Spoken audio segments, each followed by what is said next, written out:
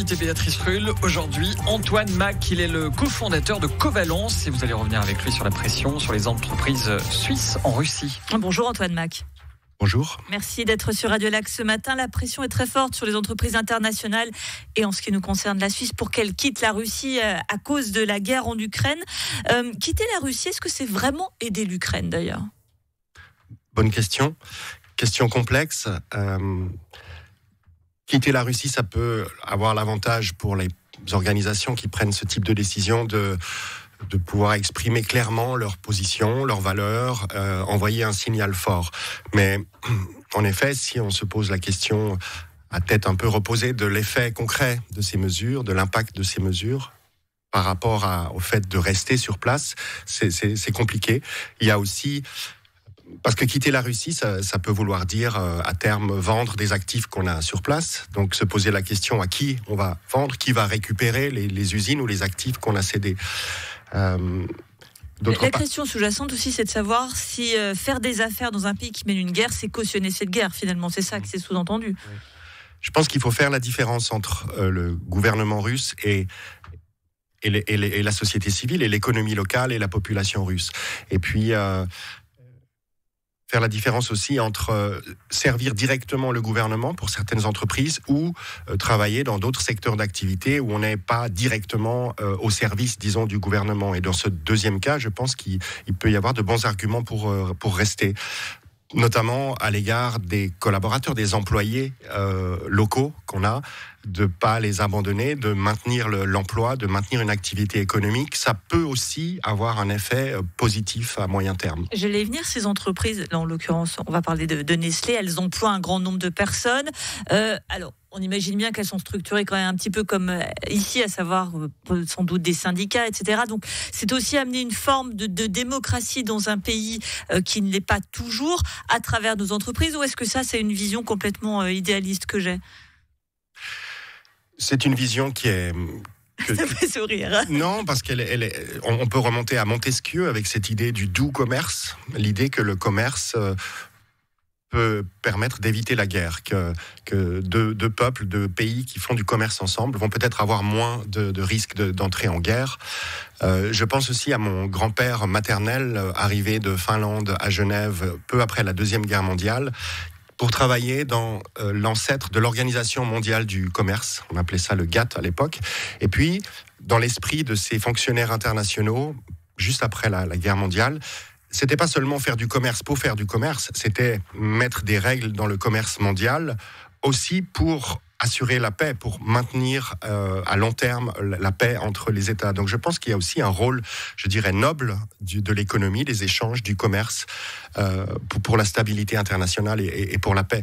Et vous parliez d'ouverture, le risque avec les sanctions massives, les boycotts, c'est l'isolement, c'est de contribuer à la fermeture d'un pays et à couper la population de l'extérieur, alors que de maintenir certaines relations économiques, une présence sur place, ça peut aussi, comme vous l'évoquiez, maintenir une ouverture, une circulation des idées et qui pourrait aussi favoriser des changements. Une pression importante sur des groupes. Alors certains y cèdent, c'est le cas notamment du groupe automobile Renault en fin de semaine. D'autres n'y cèdent pas. C'est le cas d'un autre groupe français, Auchan, avec cet appel. Vous parliez de boycott. C'est le cas pour Auchan du pouvoir ukrainien qui indique qu'il faut boycotter Auchan parce qu'ils ne veulent pas quitter la Russie. Vous pensez quoi d'ailleurs de cette prise de position ?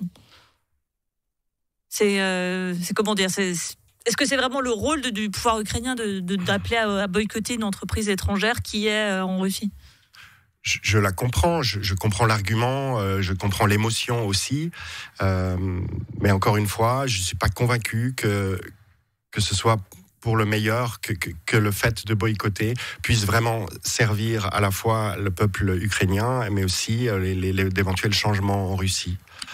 Est-ce qu'on ne met pas un peu les entreprises aussi toutes dans le même sac ? J'entends, là, en l'occurrence, deux entreprises qui n'ont rien à voir. On parlait de Nestlé, c'est de l'agroalimentaire. Auchan, c'est un grand distributeur. Renault, c'est une entreprise qui fabrique des voitures. On appelle à un boycott généralisé. Et peut-être que ça pourrait être plus ciblé sur des entreprises, par exemple, de vente d'armes. Ça semblerait peut-être plus judicieux. Alors, il y a pas mal de sanctions assez ciblées sur le régime, sur certains dirigeants. Assez difficile de mettre en cause ce type de démarche. Effectivement, quant aux appels au boycott plus largement d'entreprises qui maintiennent une activité là-bas,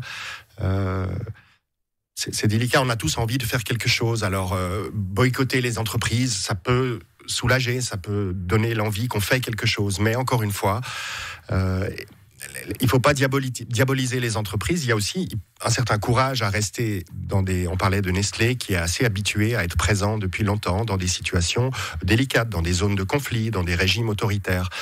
Et je pense, moi, j'ai pas un regard très critique sur le fait même de rester.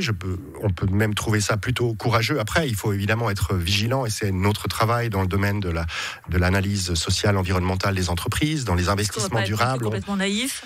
Ils vont aussi pour faire des affaires. On est vigilant, on demande de la transparence. D'ailleurs, Auchan, Nestlé, d'autres entreprises vont devoir, comme elles le font pour l'ensemble de leurs opérations, de plus en plus, démontrer ce qu'elles ont fait, par exemple les revenus qu'elles ont amenés au gouvernement, mais aussi les emplois qu'elles ont maintenus. Enfin, cette idée que les entreprises doivent démontrer leurs impacts positifs, assumer leurs impacts négatifs aussi, être plus transparent. On parle beaucoup de transparence, de durabilité, et ça continue. Et donc, je pense qu'il y a pas une seule approche qui est la bonne et qu'il faut diaboliser les entreprises qui ont une vision un peu différente. Je pense que ça dépend des contextes, de l'histoire de chaque entreprise aussi, de l'expérience que... Encore une fois, Nestlé a l'expérience, par exemple, de l'Afrique du Sud durant l'apartheid, où, contrairement à beaucoup d'autres entreprises internationales, Nestlé était resté sur place. Et après coup, même Nelson Mandela a reconnu qu'il y avait aussi des aspects positifs au fait que Nestlé soit resté en Afrique du Sud, même si politiquement c'était mal vu en termes de retombées sociales, de contribution aussi à l'évolution sur place. Ça jouait un rôle intéressant. On le voit, une problématique bien plus complexe qu'il n'y paraît. Merci beaucoup Antoine Mac. Je rappelle que vous êtes le cofondateur de Covalence. Merci d'avoir été sur Radio Lac ce matin. Merci.